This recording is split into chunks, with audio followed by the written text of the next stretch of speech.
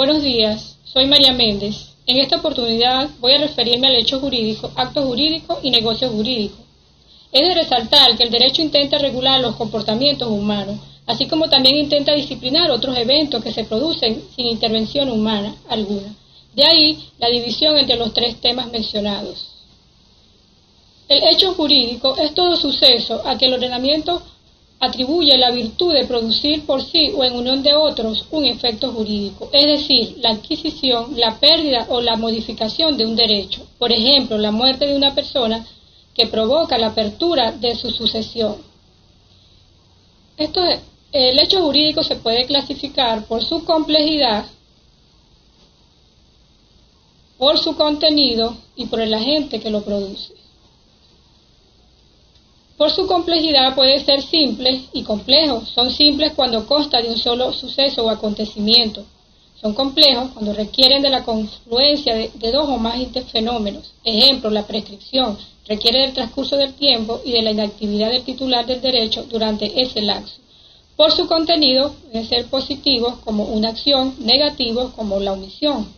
Por el agente que lo produce pueden ser naturales y del hombre. Los hechos naturales son todos aquellos acontecimientos que acontecen en la naturaleza sin la intervención o voluntad del hombre y que eventualmente pueden producir consecuencias de derecho, según si se realiza algún supuesto planteado en las normas vigentes, como por ejemplo la lluvia, un terremoto, entre otros.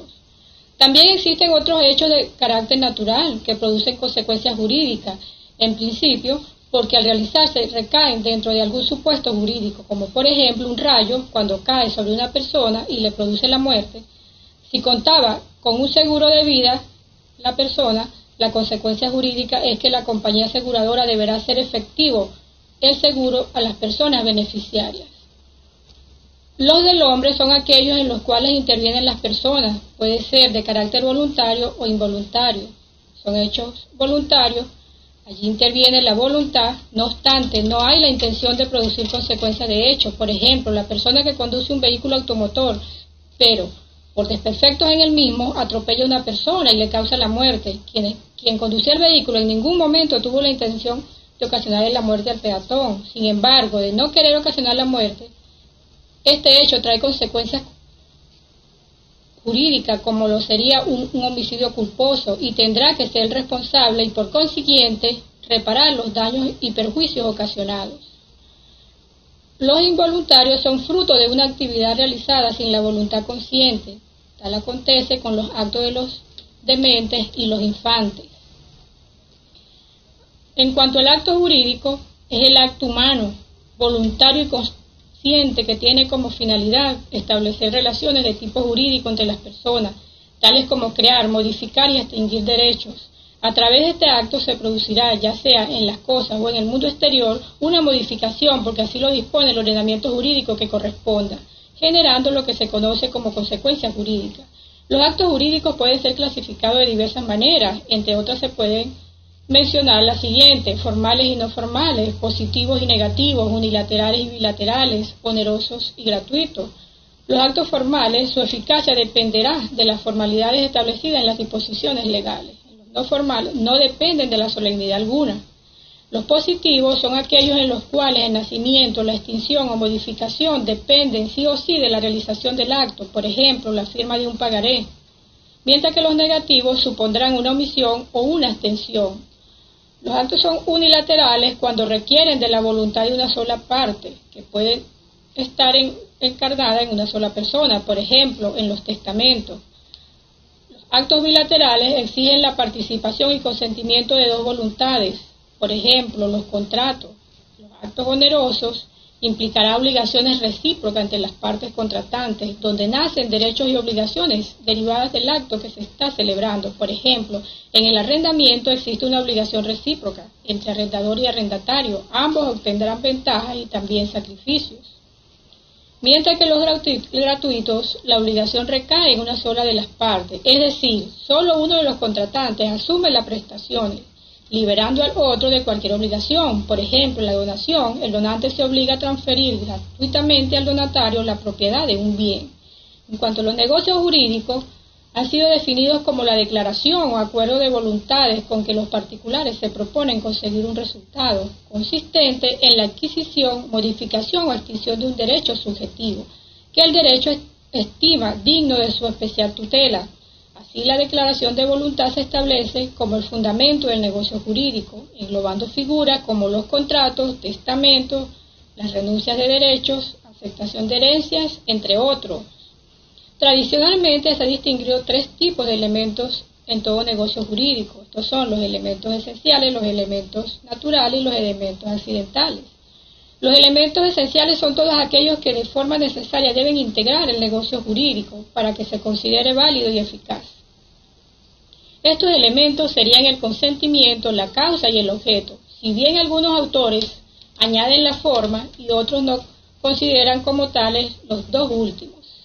Los elementos naturales son aquellos que la ley considera como parte del negocio, pero que el sujeto o las partes puede excluir.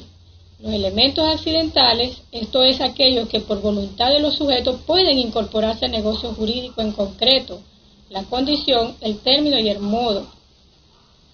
Se puede realizar múltiples clasificaciones de los negocios jurídicos, según el criterio que se considere. Así, entre los más importantes cabe destacar negocios patrimoniales y negocios personales. Los patrimoniales regulan las relaciones jurídicas de carácter económico, tales como contratos, testamentos. Los negocios personales hacen referencia a relaciones jurídicas de naturaleza primordialmente extrapatrimonial y que afectan al estado civil de las personas, tales como el matrimonio, la adquisición de nacionalidad, entre otros. Esto sin perjuicio de que puedan existir negocios de índole familiar con contenido netamente patrimonial, como es el caso de la estipulación del régimen económico matrimonial. Otra clasificación serían los negocios unilaterales y bilaterales, según el número de partes que intervengan en el mismo. Será unilateral el negocio cuando la declaración de voluntad sea de una sola parte, como la renuncia de un derecho. El negocio es bilateral cuando nace de la declaración de voluntad o comportamiento de dos partes, como es el supuesto del contrato. También tenemos los negocios intervivos y negocios morticausa. Son negocios morticausa, los negocios intervivos y los negocios morticausa. Son morticausa los que tienen, por ejemplo, regular las relaciones jurídicas de una persona para después de su fallecimiento, por ejemplo, el testamento. Estos generalmente son unilaterales y por tanto revocables mientras no se produzca el fallecimiento de la persona que los crea. Los negocios intervivos despliegan sus efectos sin esperar el fallecimiento de ninguno de sus sujetos, mientras que los negocios formales son aquellos que para producir los efectos que les son propios deben asumir una forma determinada legalmente prescrita, por ejemplo la donación de bienes. Los no formales se perfeccionan y son eficaces al concurrir al acontecimiento y demás elementos esenciales, cualquiera sea la forma en la que se manifiesten, por ejemplo la palabra. Existen otros tipos de clasificaciones como los gratuitos y onerosos. En los gratuitos, también llamados lucrativos, uno de los sujetos obtiene un beneficio a consecuencia de negocios sin asumir carga o contraprestación alguna, como la donación, el préstamo.